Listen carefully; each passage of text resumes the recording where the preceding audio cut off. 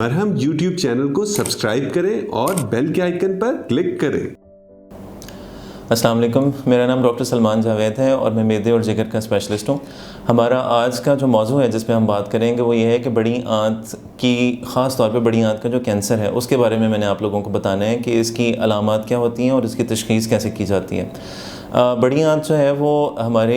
ہاضمے کا جو پورا ایک نظام ہے اس کا ایک میجر حصہ ہے جس میں الٹیمیٹلی پھر ہمارے جو ویسٹ پروڈکٹس ہیں وہ اس سے نکلتے ہیں۔ لیکن یہ کہ اس میں جب بھی ہمارا جو پخانے کا ایک نظام ہے، قبض کبھی ہو جانی یا ڈائریا ہو جانا، ابھی ان ساری چیزوں میں اگر کسی بھی قسم کی کوئی تبدیلی آتی ہے تو ہمیں پھر اس چیز کی فکر ہوتی ہے کہ یہ بڑی آنت کا نظام جو کام کرنے کا ایک طریقہ کار ہے وہ کیوں خراب ہو رہا ہے۔ اگر قبض ہو جائے تو بھی پرابلم، اگر ڈائریا ہو جائے تو بھی مسئلہ۔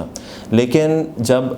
ٹائم کے ساتھ ساتھ جب ہماری ایج بڑھتی ہے اور خاص طور پہ 40 یا 45 سال کی عمر سے اوپر جا کر اگر پیٹ زیادہ خراب ہونا شروع ہو جائے یا جو روٹین کی ہماری باول ہیبٹس ہیں، جو ہمارے ایک طریقہ کار ہے کہ ہم نے واش روم کب جانا ہے، اگر اس میں واضح روٹین میں تبدیلی آ جائے تو ہم پھر خاص طور پہ بڑی آنت کے کینسر سے متعلق چیزوں کو دیکھنا شروع کر دیتے ہیں۔ اب ایک جو آپ لوگوں کو بتانے کے لیے ایک جو مین چیز ہے کہ اگر 45 یا اس سے اوپر کی عمر میں جا کے 45 یا اس سے عمر کی ایج میں آپ کے جو روٹین کا واش روم جانے کا ایک جو روٹین ہے، جو طریقہ کار ہے، اس میں اگر چینج آ جاتی ہے کہ کسی کو اگر زیادہ قبض رہنی شروع ہو جائے یا اس کے پخانہ جو ہے وہ پہلے سے زیادہ باریک ہو کے آنا شروع ہو جائے،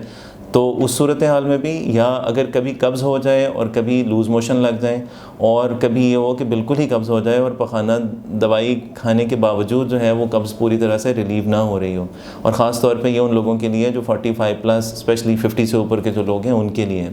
تو ایک تو بڑی آنت کے کینسر سے متعلق یہ چیز دیکھنی کہ ہمارے پخانے کی جو عادات ہیں، جو ہم نے واش روم جانا ہے، واش روم کب یوز کرنا ہے، اس میں اگر کوئی چینج آ رہی ہے۔ اور دوسری چیز پر یہ کہ اس کے علاوہ اگر ساتھ میں وزن کم ہونا شروع ہو گیا ہے اور آپ کی بھوک کم لگنی شروع ہو گئی ہے تو وہ بھی ایک بہت بڑی علامت ہے۔ پھر ایک تیسری چیز جس کو اکثر لوگ اگنور کر جاتے ہیں وہ یہ کہ اگر کبھی پخانے کے ساتھ خون آیا ہے بڑی عمر میں آ کے، تو اس میں اکثر لوگ یہ کہہ دیتے ہیں کہ جی وہ ہمیں بواسیر کا مسئلہ ہوگا اور یا ہو سکتا ہے کہ ہمیں اندر کوئی سوزش ہوئی ہو۔ لیکن ایک بتانے کی بات یہ ہے کہ اگر کبھی بھی بڑی آنت کے ذریعے پخانے کے ساتھ خون آتا ہے تو وہ نارمل نہیں ہے۔ اگر ایک دفعہ بھی آپ کو خون آیا ہے اور آپ کی عمر 45 سے 50 سال سے اوپر ہے تو اس کو دیکھنا بہت ضروری ہے۔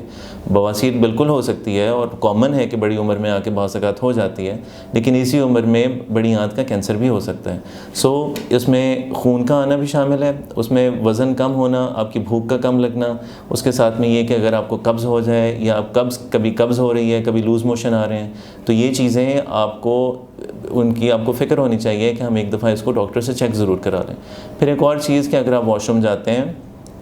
اور واش روم سے اس کے بعد باہر آتے ہیں تو آپ کو یہ محسوس ہوتا ہے کہ پوری طرح سے ابھی فراغت نہیں ہوئی ہے اور آپ کو دوبارہ واش روم جانا ہے، تو اس میں بھی، اور یہ بھی وہی بات ہے کہ یہ کیونکہ بیماری یہ تھوڑی سی بڑی عمر کی ہے تو اس لیے ہم 45 پلس یا 50 پلس کی بات کرتے ہیں کہ ان میں پھر ہمیں ان چیزوں کو لازمی دیکھنا ہے۔ تو اس کی جو تشخیص ہے اس کے لیے اب ایکچولی بات یہ ہے کہ یہ کیونکہ پرابلم ہے بڑی آنت کے اندر کا، تو اس لیے جب تک ہم اس کو اندر سے نہیں دیکھیں گے تب تک ہمیں پتہ لگنا مشکل ہے کہ پرابلم ہے کیا۔ عام طور پہ ہم پخانے کا ٹیسٹ کراتے ہیں اور اگر کبھی بلیڈنگ ہو رہی ہے یا پخانے کے ساتھ کبھی ہمیں ڈیٹیکٹ ہو جائے، شو ہو جائے کہ پخانے میں بلڈ آ رہا ہے، تو وہ بھی ایک انڈیکیشن ضرور ہو سکتی ہے کہ شاید کینسر ہو۔ لیکن اس کا جو ایک ڈیفینیٹیو جو پکا ٹیسٹ ہے وہ یہ ہے کہ ہم بڑی آنت کا کیمرے کے ساتھ معائنہ کرتے ہیں اور اس میں ہمیں ساری چیزوں کا پتہ لگ جاتا ہے کہ اگر اس میں کوئی خدا نخواستہ کوئی رسولی ہے یا اگر کوئی بہت ابتدائی علامات بھی ہیں تو وہ بھی اس سے تشخیص ہو جاتی ہے۔ تو اس کا جو گولڈ سٹینڈرڈ جو ایک سنگل ٹیسٹ ہے جس سے سب کچھ پتہ لگ جائے وہ ہے بڑی آنت کا کیمرے کے ساتھ معائنہ، اور اس میں جب ہمیں کچھ چیزوں کا پتہ لگ جاتا ہے کہ اگر کچھ ہے تو اس کے بعد پھر ہم پیٹ کا CT اسکین بھی کرواتے ہیں دیکھنے کے لیے کہ بڑی آنت میں اگر ایسا کچھ ہمیں رسولی یا کچھ ملا ہے تو وہ جسم میں کسی جگہ پھیلا تو نہیں ہوا۔ اور لوگ اس سے کچھ گھبراتے ہیں کہ جی ہم کیمرے کا ٹیسٹ کیسے کروائیں گے، اس میں تکلیف ہوگی۔ تو آج کل چیزیں بہت بدل گئی ہیں، ہم پیشنٹ کو تھوڑا سا